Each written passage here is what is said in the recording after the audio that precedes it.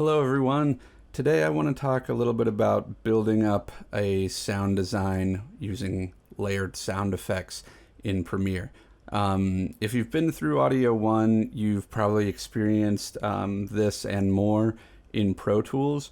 But I want to show you at least the basic strategy that I would use to sort of like build up a believable soundtrack just inside Premiere for these moments that show up a couple of times in the second half of Overtime where we have to kind of craft a sound effect.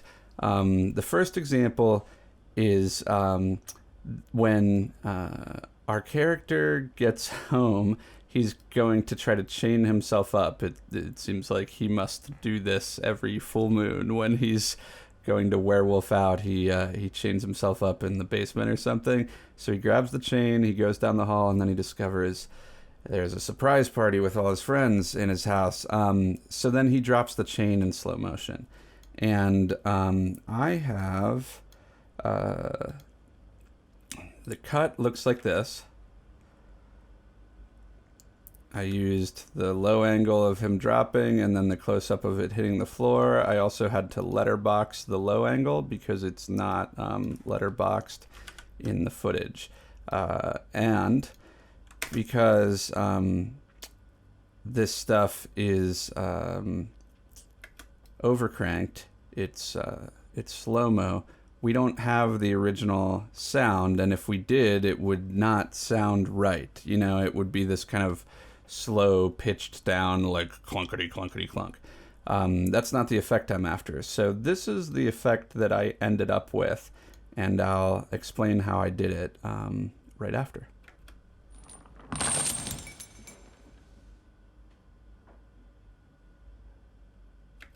Okay, so as we talked about way back in the action lecture, it's not uncommon to substitute long reverb as an effect instead of the actual pitching down slow-mo that would happen. Like if you slow down a clip, especially before recent years with digital like pitch correction kind of things, you would have this lower sound, right? And we don't want this to come out lower. We want it to sound like it's sticking around for a long time. So one ingredient here is reverb, but there's more to it than that. I actually have 4 tracks here. And part of my strategy was that we do actually have recorded sound for this from the set. It's in the 11 folder, and it says sound effects chain, and it's a 4-track recording. It was recorded probably on like a Zoom mic or something like that has 4 channels. So that's potentially useful for us. One reason it could be useful is you could try to get like panning effects or something like that, but I don't think that's appropriate in our chain. What I'm actually going to use it for is to kind of cut it apart and use it as multiple sound sources. So let me break this down and show you the pieces parts. So I had 4 of these, and I'm going to take off all the effects and just show you what we had naturally. So no reverb on those right now. And the other thing that I had done to them, I'm sort of like undoing everything I had done. These were slowed down. So this is what it really sounded like one by one. Here's the first track. Here's the second.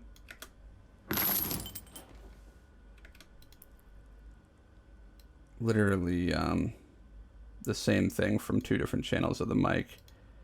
And then here's the third. Just a little jingle at the beginning. and that's another mic source of the same sound. So I've basically got two sounds from two different, mic sources of the same performance. But I found this one wasn't sticking around long enough. So what I did was I rate stretched and ended up with a kind of arbitrary number that I just happened to memorize. So I'm going to put it right back the way it was. But it was achieved by using the rate stretch tool, as I've shown you in the past, right? So that's just going here, pulling this open, rate stretch. So that way we've got this sound.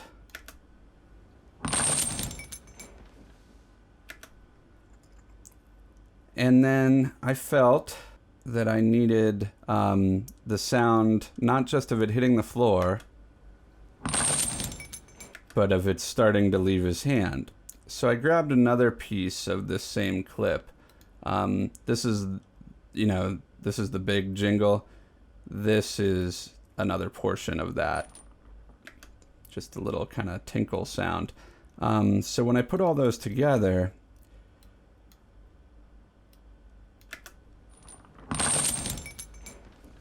I've kind of crafted out of two main sounds, the sound of him starting to drop the thing and then it finally hitting the floor. And then the last thing that I did to it is this hitting the floor thing. I wanted it to stick around long enough that it sort of hung in the air with that reverb effect. It had a kind of a ringing echo.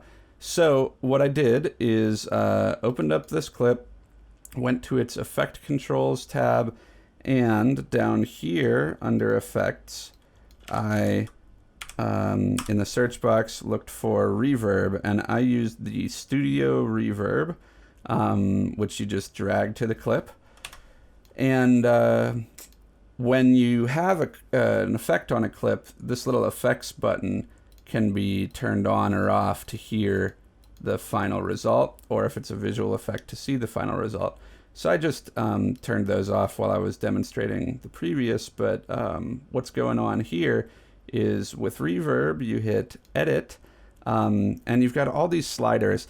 Now, in Premiere's reverb, because it's just like hash marks and numbers, this can be a little mind-boggling to someone who's not worked with audio effects much at all. But luckily, there's presets. So if you want to start somewhere, you can grab one of these, click through each of these and see if any of them get you anywhere close to the effect you want, and then rough it in from there. So in general, the things that I think that most people would want to adjust about a reverb are the room size, the sense that this reverb is because of a sound happening in a large room or a small room. The decay, which means how long does this echoey sound effect stick around.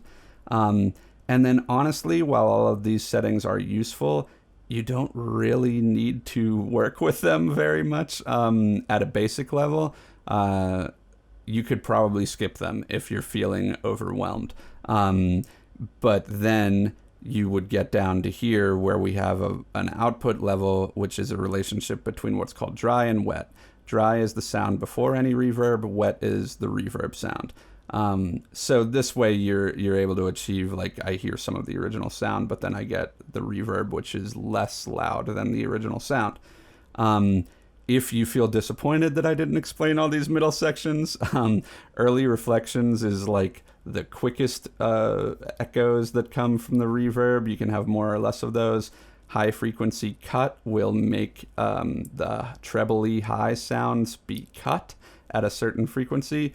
Low frequency cut is similar for the bass.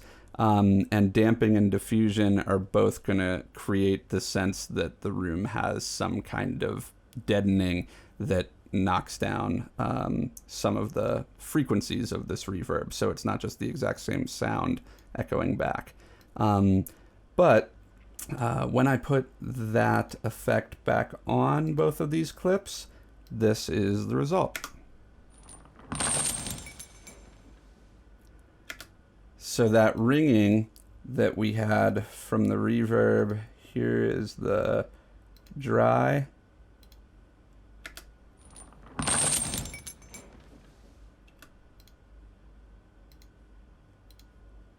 Wet.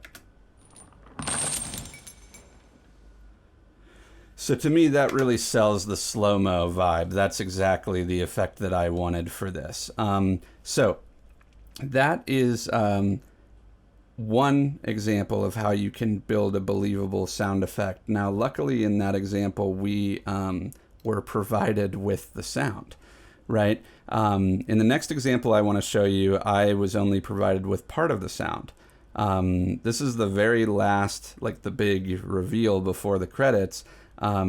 We see our character kind of finally turn into the wolf, and then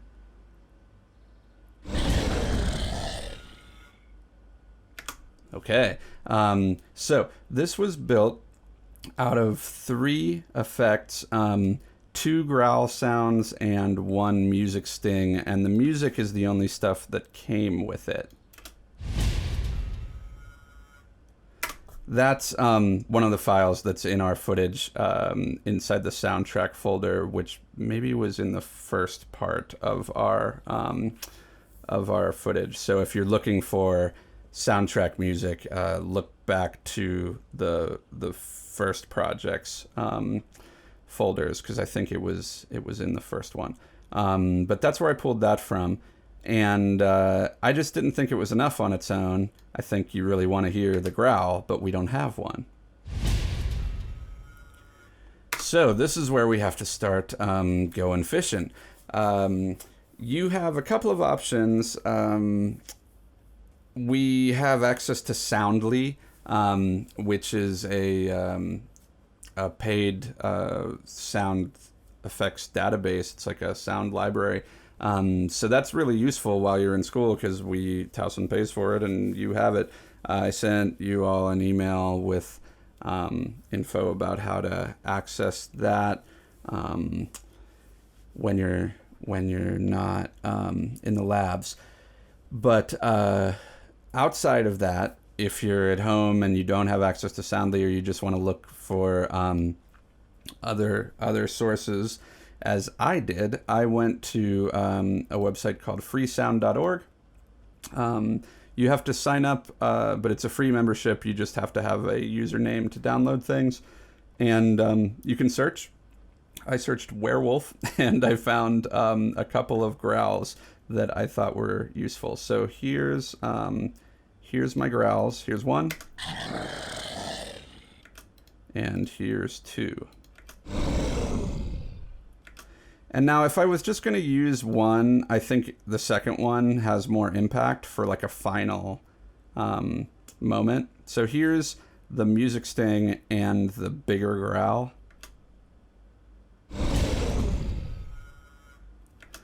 And maybe that's enough, but there was something, mostly because I had 2 of them, I experimented with it. But there was something kind of nice and extra and just like a little more impactful about this growl not just being like an animal growl, but actually like a supernatural, like impossible growl. And so this is the 2 growls together. And if you think too hard about it, you can kind of hear them separating and be like, wait, like that's 2 animals or something. But this is not an uncommon strategy for sound designers to layer real-world sounds or real-world sounds and kind of manufactured synthetic sounds, stack them up and kind of get them to meld together to compile one new sound. So my strategy here was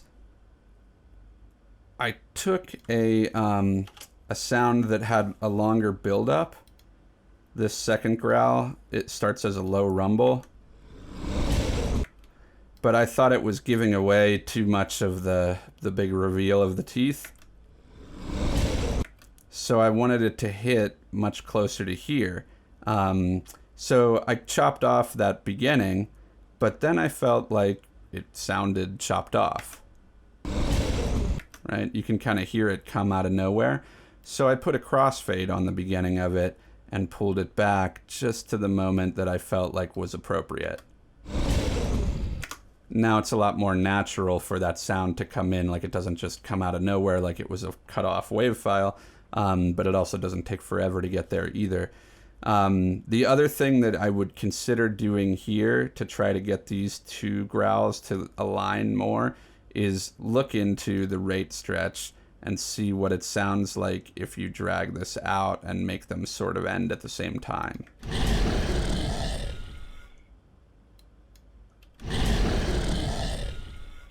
Might be nice, actually. That way you don't hear the two drop off at different times, which helps the ear not catch that they are two different growls.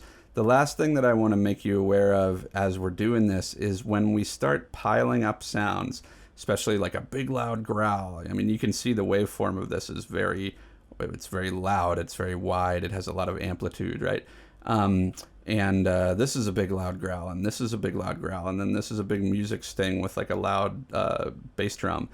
When we pile all of that up together, we've got a loud sound and another loud and another loud, and now we've got a really loud soundtrack here. And you can see that in your levels, right? We're getting way up close to clipping, and I've actually already brought these down. They're not sitting at 0. This is down at -6. This one is even lower. So I might want to pull these even further just to give myself some volume headroom here. Yeah. But when they came in naturally, like if you just have them all zeroed out on their volume, 3 loud sounds stacked on top of each other are all going to add up, and you will definitely clip. And clipping creates a kind of bad popping sound in speakers and headphones, and it sounds unprofessional. You don't want that. So as you stack up sound effects to create these sort of manufactured new sounds, be aware of what you're doing to your volume in your mix. The last example of this kind of strategy is at the end of the garage scene. Our hero doesn't have time to help this dude get his car out of the way, so he just sort of wolfs out and pushes the car from off screen. And it's supposed to be sort of like surprising and comic, but there's like no sound for it. So I manufactured this entirely out of stuff that was in the project, but not intended for this purpose, and stuff from freesound.org. So this is what I ended up with after a little bit of experimentation. And it's stuck. Whoa, All right. So I was fairly happy with that. I mean, if I think too hard about it, I'm not sure that all of the sounds are perfect. But given the sound library that I had access to, I think it worked okay for me. What it's built out of, so you can see this has a lot more going on than the previous ones. It looks like about 6 or 7 tracks. So I'll take you through real quickly what they are. So this is my attempt to make a werewolf pushing the car sort of effort sound. And the way I did this was I slowed down the sound of one of our characters grunting in previously. And so I slowed it down to 70%, and I made sure that maintain audio pitch was checked off. So this brings us back to what I was saying at the beginning of this with the chain, is like when you slow sound down, by default, that's going to make it lower in pitch. Premiere and other programs can attempt digitally to keep it at the same pitch and still spread it out, like to take longer, essentially by like pitching it up while slowing it down. But here I'm just saying, don't even bother. I want this to get lower. I want to have a low, like monster sound. But to hear it as it originally was, that's a more human sound, right? Somebody trying to push. So I moved it down to there by slowing it down. This one is a similar situation. This is actually the same tire squeal that we hear right at the end of this when our guy pulls out. So it's this. Whoops, unsolo. It's just that cut off and placed here.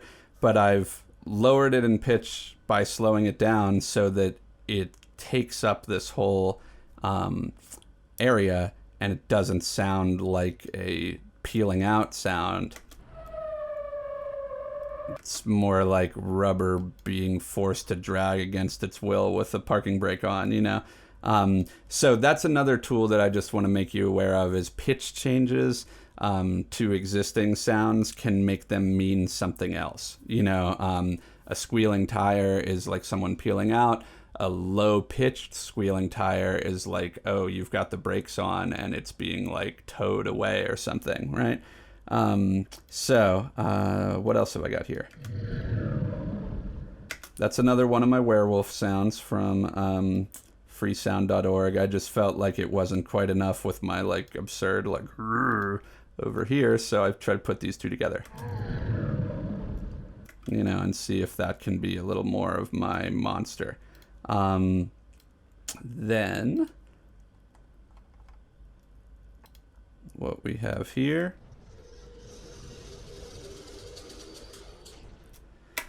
This was an elevator door opening, like one of those old school elevator doors that has metal kind of springs, like accordion fold thing. And it's just a recording from freesound.org. I liked it okay, but it was too high pitched. It didn't really sound car-like. This was the original. And so this time, instead of slowing it down to get the lower pitch, because I didn't need this to be any slower, I went into effects and sought out pitch shifter. And so pitch shifter, I dragged to my clip and then hit edit. And what this does is let you lower or raise the pitch. This is sort of in musical terms, so if you've never had any music education, you might be like, what in the world are they talking about? But honestly, don't be afraid of twirling knobs and moving sliders in effects. If you do something that you don't like, you simply edit undo, or you can click the effect and just delete it if you mess something up. It's not like destructive to your clip. But what this means, just in case you wonder, semitones is like the keys on a piano. So every key you move up or down is a single semitone.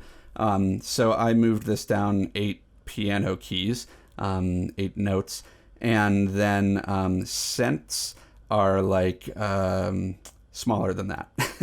they're like partial semitones. So this first adjustment is a big adjustment. The second adjustment, if you made it at all, would be a very small adjustment.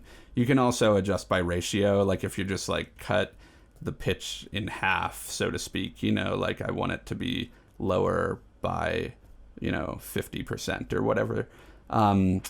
That can be done here. So anyway, when you lower this, it sounds more heavy machinery like.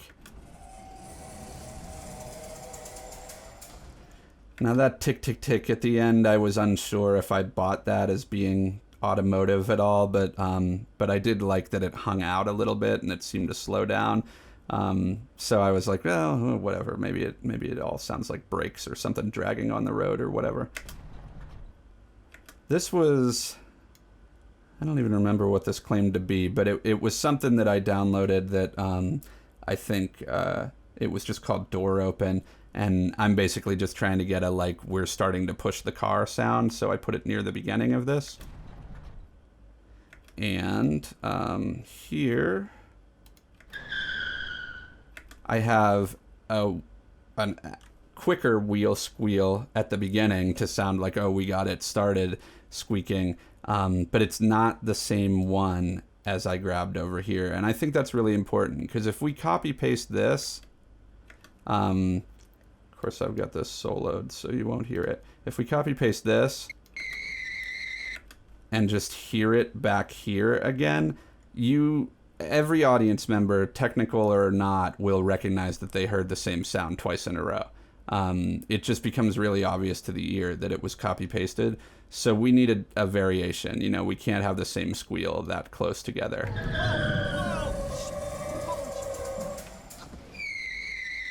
So those are functionally two different, I mean, they are two different squeals, but they're functioning as two different squeals too.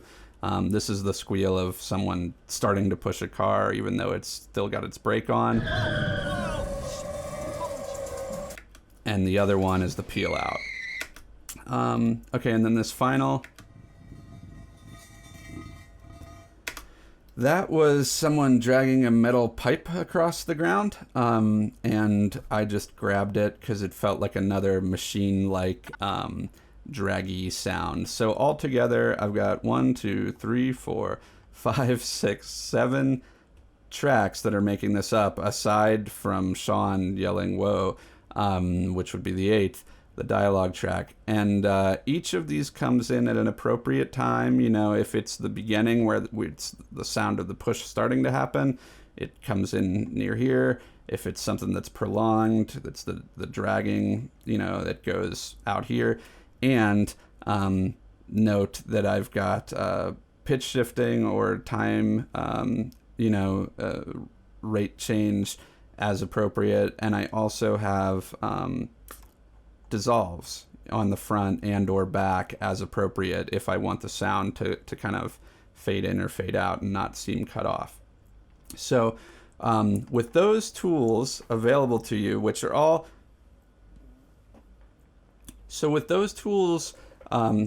relatively basic, just layering, pitch shifting, reverb, and dissolves, you can really start to craft a believable sound design without ever leaving Premiere. And those of you who know a lot about Pro Tools, that's fine. If you want to export and go out to that, or to craft things in there and bring them in, that's fine. But I think this can be really useful to be able to build things up all in your own project before it even gets to your sound department. Should you be so lucky, you know, that you have someone on your team who knows how to do sound in some of your future projects, like in maybe film 2 or film 3. You can start to craft this, and even if they ultimately change it, like if your sound person is like, oh, I have something better than that, you've been able to rough in your idea for what you want it to come out sounding like. And then if you really are working skeleton crew where you have to do all your own sound and things like that, you know how to do this without ever leaving the comfort of Premiere.